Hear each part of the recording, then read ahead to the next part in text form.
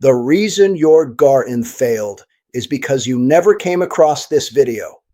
After watching this, you'll be back to testify. Every failed vegetable garden fails for one of these 7 reasons, and it's almost never the reason people blame. It's not bad luck. It's not a black thumb. It's not even usually the plant. It's a level, one specific level in a stack of 7 that never got built, and everything stacked on top of it was doomed before a single seed went in the ground. I want to walk you through all 7 in order, because building a great vegetable garden isn't about doing one thing spectacularly well. It's about not skipping any level in the right sequence. Skip level 1, and it doesn't matter how good your soil is. Skip level 2, and it doesn't matter how perfectly you space your plants. Each level only pays off if the one underneath it is already solid, which is exactly why 2 gardeners can follow the same spacing chart and get completely different results. Quick thing before we start. Tell me in the comments which level you think your garden is weakest at right now. I want to know before you hear all 7, because it's usually not the one people expect. Level 1 is light, and it's the level almost nobody actually audits before they start, because by the time you're picking out seeds, the site's already decided. Most vegetables that produce fruit, tomatoes, peppers, squash, cucumbers, need 6 to 8 hours of direct sun a day. Not dappled light, not morning sun that fades by 11, actual full sun. Leafy greens and root crops are more forgiving, 4 to 6 hours can work. But fruiting vegetables in partial shade will survive, look green, look healthy, and simply never produce much, which is exactly the trap, because the plant doesn't look sick. It just quietly underperforms all season, and you end up blaming the seed packet instead of the site. Before you build a single bed, walk your yard at 9 in the morning, at noon, and again at 3 in the afternoon, and actually track where the sun lands each time. Most people guess based on one glance at the yard and get it wrong by a meaningful margin. A spot that looks bright at noon can be in shadow from a neighbor's tree by 3, and that missing afternoon light is often the exact difference between a tomato plant that sets fruit and one that just makes leaves all summer. If your only realistic space genuinely gets partial shade, the fix isn't forcing a sun-loving crop to work anyway.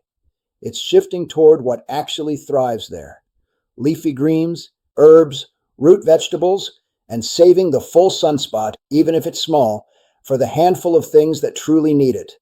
Also worth remembering, the sun's angle changes through the season, not just through the day. A bed that gets full sun in June, when the sun sits high overhead, can end up partially shaded by a fence or a tree by September, once the sun's arc drops noticeably lower in the sky. If your fall crops seem to underperform compared to what the same bed produced in summer, check the angle before you blame the soil or the seed. Level 2 is soil, and this is the level where the phrase "good dirt" actually falls apart, because dirt and soil are not the same thing. Dirt is just mineral particles.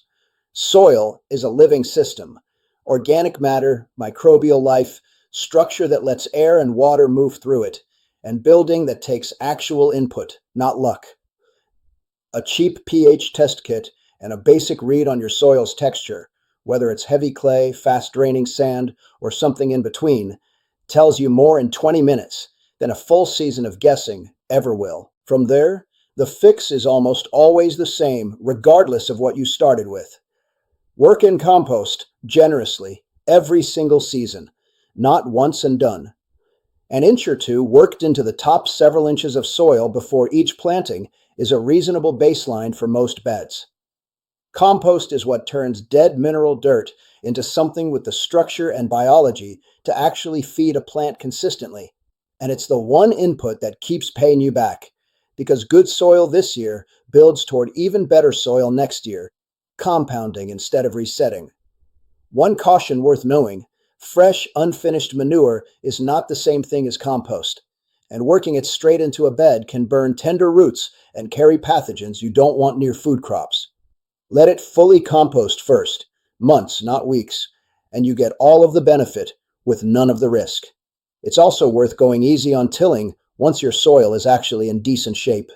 Turning soil over aggressively every season feels productive, but it breaks apart the same structure and fungal networks compost spent months building, and a bed that's just had compost worked gently into the top layer rather than flipped completely tends to hold its improvements season over season instead of rebuilding them from zero every spring. Level 3 is water, and this is the level most people think they've already got handled because they own a hose. Consistency matters more than volume. A tomato plant that gets soaked, then goes dry for 4 days, then gets soaked again, is a tomato plant that's about to split its fruit or develop blossom end rot, not because it didn't get enough water overall, but because the swings themselves stress the plant. Deep, less frequent watering, enough to soak down 6 inches or more, beats a quick daily sprinkle that only wets the top inch of soil and trains roots to stay shallow and stressed. A simple drip line or soaker hose on a timer solves this almost completely because it removes the human inconsistency, the day you forget, the week you're busy, that erratic watering usually comes down to. Water in the morning rather than the evening when you can. Foliage that goes into the night wet sits in exactly the damp, still conditions that fungal disease thrives in, while morning watering gives leaves the whole day to dry off. Mulch on top of all of this, 2 to 3 inches, holds moisture in the soil longer between waterings and buffers exactly the swings that cause the most common fruit problems people end up blaming on disease when it was actually water the whole time. One more thing worth knowing. If you're growing in containers or raised beds rather than straight in the ground, they dry out considerably faster than an in-ground bed does, sometimes needing water every single day in real summer heat, where an in-ground bed goes 2 or 3 days between waterings. Treat container watering as its own separate check, not an afterthought on the same schedule as the rest of the garden. Level 4 is what actually goes in the ground and how. And this is where most beginner mistakes cluster, because it's the most visible, hands-on part of gardening. So people overinvest effort here, while levels 1 through 3 are quietly limiting everything, regardless of how well level 4 goes. Choose varieties bred for your actual season length, not just whatever's on the seed rack. A 90-day tomato variety in a climate with a 100-day growing season is setting itself up to fail before it's even planted, while the same climate might handle a 60-day variety with room to spare. Space plants by their real mature size, not the tiny seedling in front of you. An established zucchini plant needs 3 to 4 feet of room, whether the 6-week-old seedling looks like it does or not.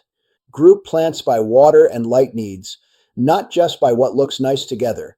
A thirsty lettuce planted next to a drought-tolerant rosemary means one of them is always getting the wrong amount of water. The old Three Sisters planting, corn, beans, and squash grown together, still works precisely because it groups plants that genuinely help each other. The corn gives the beans something to climb. The beans feed nitrogen back into the soil for the corn, and the squash's broad leaves shade out weeds at the base of both.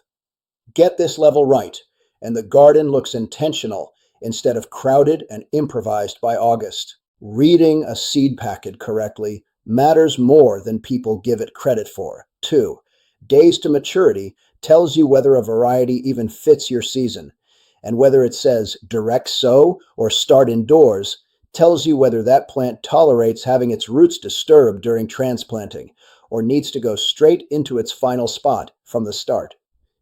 Getting that one detail backwards, transplanting something that hates being moved, is a completely avoidable way to lose a plant before it even gets a fair chance.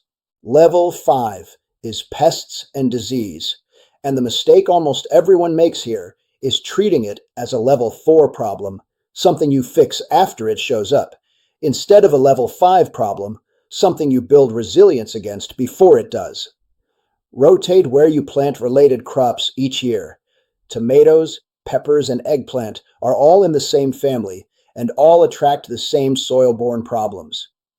Planting them in the same spot every single year builds up exactly the pest and disease pressure that eventually overwhelms even healthy, well-tended plants. A simple 4-year rotation, moving each plant family to a different bed or section each season before cycling back, breaks that buildup before it ever gets established. Row covers over young seedlings physically block the first wave of pests during the vulnerable early weeks without a single spray. Resistant varieties, bred specifically to shrug off the most common disease in your region, solve problems before they start instead of after. And a border of flowers that attract ladybugs and lacewings, alyssum, dill, and yarrow all do this reliably. Brings in insects that eat aphids for you, for free, all season, without you doing anything after the initial planting. None of this replaces spot treating and actual infestation when it happens, but a garden built with rotation, covers, resistant varieties, and a few beneficial flowers from the start needs dramatically less of that kind of reactive fighting. The other habit that costs nothing and catches almost everything early is simply walking the garden every couple of days and actually looking underneath leaves, not just at the tops of plants. Most infestations and early disease signs are visible for a week or two before they become a real problem.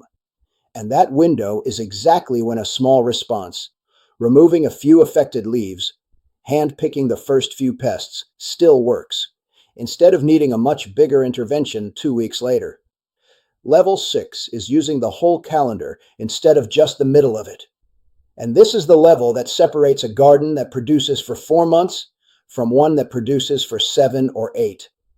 Starting seeds indoors under a simple grow light gets transplants ready to go the moment the soil warms, instead of starting from seed outdoors and losing weeks waiting. Row covers and cold frames push both ends of the season further than the average frost date suggests is possible, often by 2 to 3 real weeks on each side. Succession planting, replanting fast-growing crops the moment something else finishes, keeps beds working instead of sitting empty for the back half of a season because the first thing you planted there was done in June and nothing else ever went in behind it.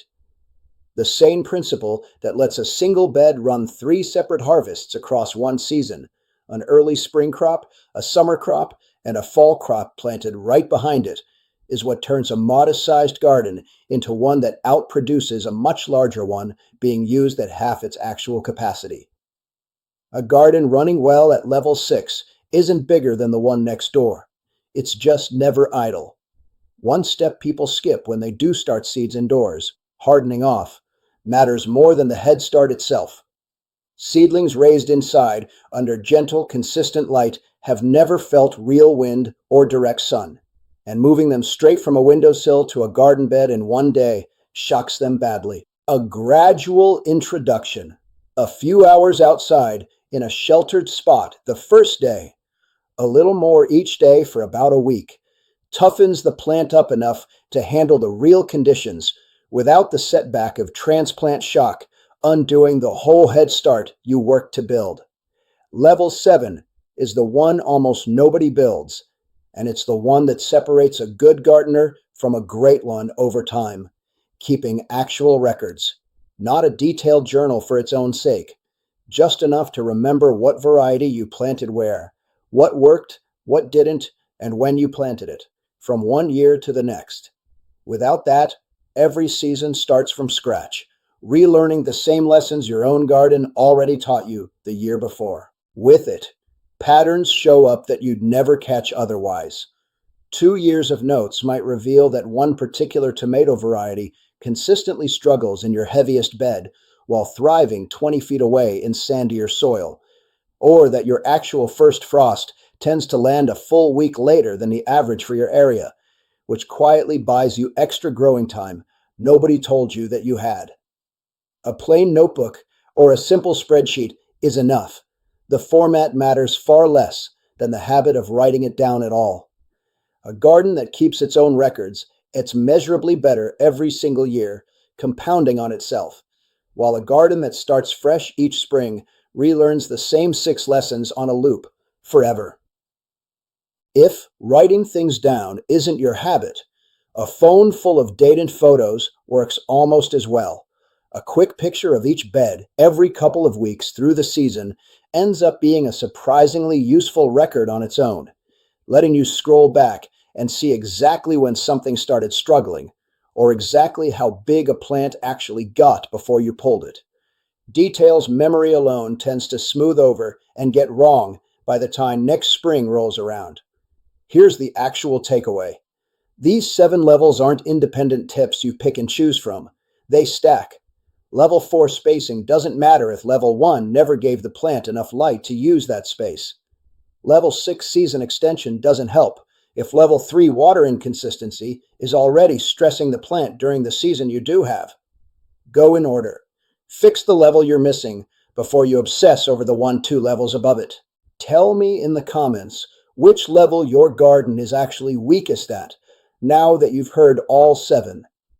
I want to see if it matches what people guessed at the start. And if you want a deeper breakdown on any one of these, the soil test, the succession planting calendar, subscribe so you catch it when it's out. That's really the only reason to. 7 levels. Build them in order, and the garden takes care of most of the rest.